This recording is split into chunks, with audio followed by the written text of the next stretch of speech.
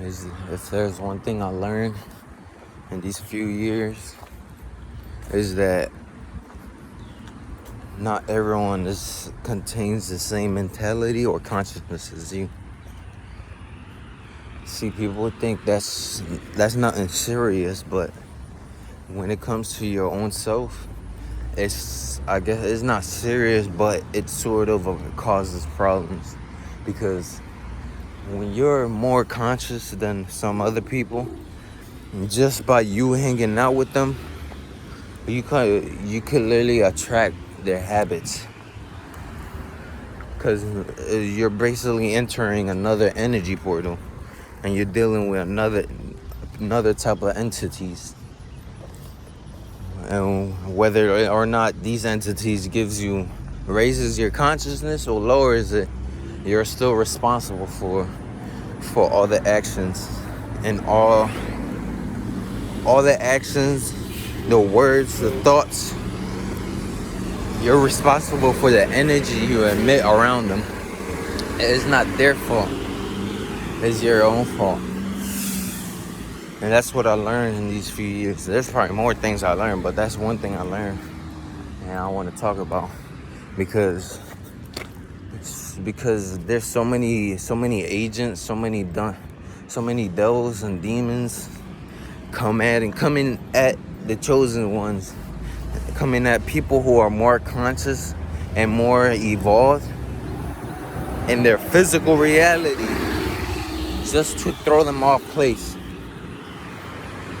And I know that, and I say this because I know I'm one of them. And I know that y'all motherfuckers know who I am. And I know who I am. But I'm not afraid. I don't fear. Only thing is, you're not taking my energy. I'm taking back my full control over my energy. Because in reality, the way you hang out with people is all like an energy transmutation type of shit. Depending on who you surround yourself with, you could transmute your energy to have some demonic forces around you. Or you could have angelic forces with you. But it's not that serious in that sense. But in terms of who you hang out with, it depends on what type of life they live in. Because even though it doesn't affect us fully, it's like almost, I don't know how to explain it. It's like kind of like when you go into like I think it's like a game room, where if you go in and then you come out, you feel different. Or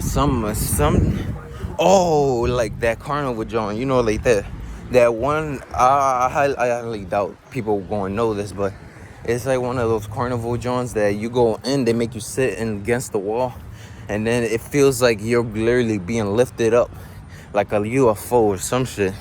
At least that's what I remember it by. It feels like you're spinning so fast around and around that it makes you float, and you can't move because it feels like you're literally in zero gravity, or whatever the fuck that shit is. But it literally feels like that. Once you out of that shit, that's how it feels like when you connect yourself with other type of energy. That's why as soon as you meet people that isn't on a high vibrational state, it's best to sage yourself. It's best to cleanse yourself and all that shit, because you still hold on to their memories or their, I guess you could say, feelings. And the worst part is, even if it's family, that shit, especially if that shit family, that shit stick to you like glue. Because you've been around with them since childhood. So for you to not see them in a while and then come back to them, you could get attached quickly. And there's nothing wrong with getting attached, but you gotta remember who you are and realize that when you attach yourself to something, when you attach yourself to a person, place, or thing, you're leaving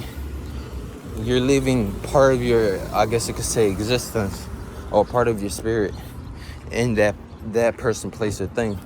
Which means that if you incarnate, whatever energy you have put onto that can come back to you.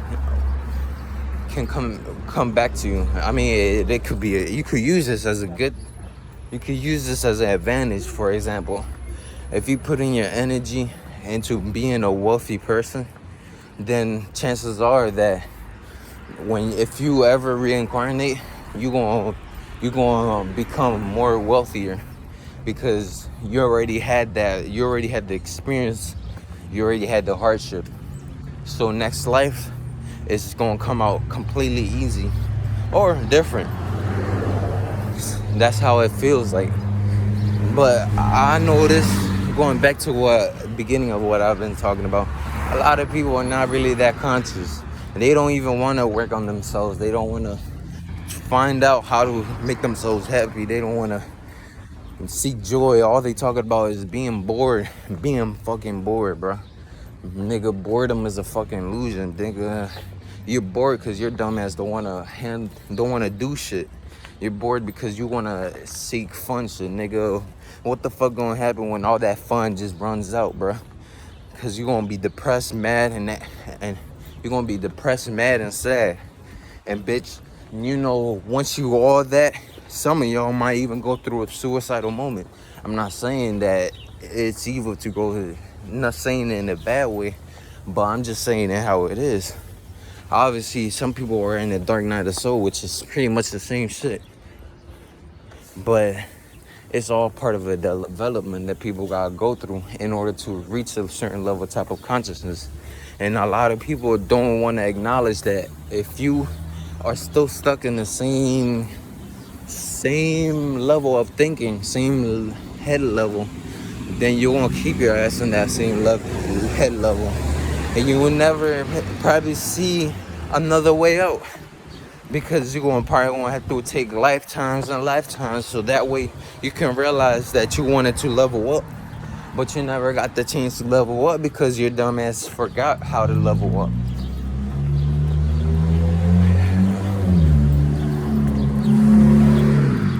And it could be just like that, as easy as that. See, your emotions are powerful, but it could also weaken you. That's why if you know your weaknesses, you know your strongest strength. But if you allow your emotions to control the way you live, then you will never find the state of mentality that you always wanted to reach. Because in reality, your emotions is just part of what type of, I guess you could say your emotions is kind of like how, it's like, it's like your wife. She want to force you to do something. You know what, I take back that example. Emotions is kind of like a pen pal, basically. You have it, that emotion will never go away. You could talk to it, you can caress it, you could love it, it could be a friends for benefit. You could fuck it. But if you choose to attach yourself to it, you're only gonna bring that whatever that emotion is, you're gonna bring that into life without really thinking what type of emotion you want that to manifest in. For example, if you just happy all of a sudden and you want to keep creating that happiness, the only way to manifest happiness, I don't know if you saw that fly, the only way you can manifest that happiness in full way is like you paying attention to that emotion and then trying to recollect memories to create that involves that emotion. Because in reality, when you think about your past, like your childhood, things that made you happy, that shit could really affect you. I mean, in the sense of like, that shit could come back to you in a positive way. Like your happiness from yesterday can be a happiness tomorrow or today. But you see, you gotta remember that happiness. Keep on remembering, then you got nothing to be ungrateful for. Because a lot of people is ungrateful for some dumb shit. They don't really sit down, take the time to literally say, I'm grateful for where I'm at. See, those small shit, people think those small shit don't count, but when you say one sentence every single day, That's life changing. If you tell yourself you're worthy every single day, motherfucker, that's life changing. You're changing your life little by little.